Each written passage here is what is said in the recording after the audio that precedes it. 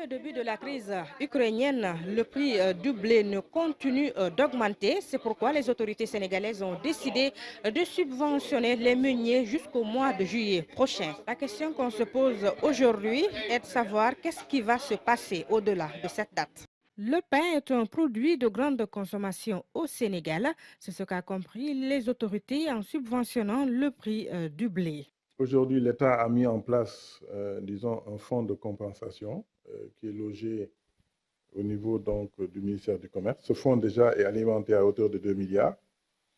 Et ce fonds-là va permettre justement aux meuniers d'être remboursés de la différence qu'il y a entre le prix d'acquisition du blé actuel, qui tourne autour de 360 à 480 euros.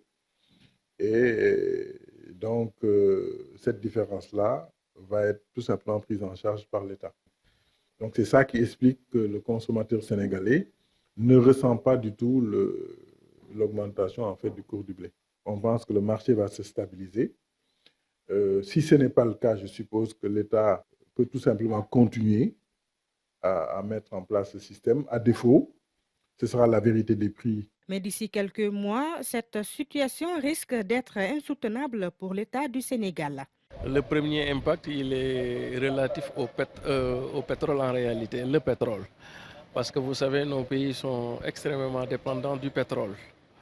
Et qu'à chaque fois qu'il y a même une hausse de 1 dollar sur le pétrole, ça perturbe le cadrage macroéconomique. Et aujourd'hui, la crise nous donne l'opportunité de reprendre notre destin en main et de pouvoir s'attaquer résolument dans ce qu'on pourrait appeler d'abord la sécurité alimentaire, mais ensuite la souveraineté alimentaire.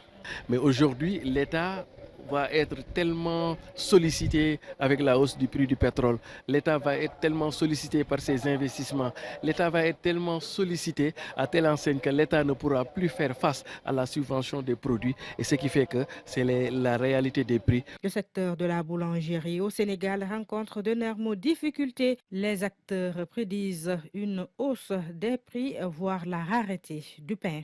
Déjà, le Sénégal a décidé de subventionner les 150 euros de plus sur ce que les meuniers avaient acheté pour que le prix de la farine n'augmente pas, pour que le prix du pain n'augmente pas, mais jusqu'au mois de juillet. Mais après juillet, peut-être les conséquences, c'est pourquoi nous avons dit, quel que soit le choix, la vérité des prix va prévaloir. C'est pourquoi nous avons toujours dit, consommons ce que nous produisons. On importe plus de 600 000 tonnes de blé, plus de 700 000 tonnes de blé pour le Sénégal.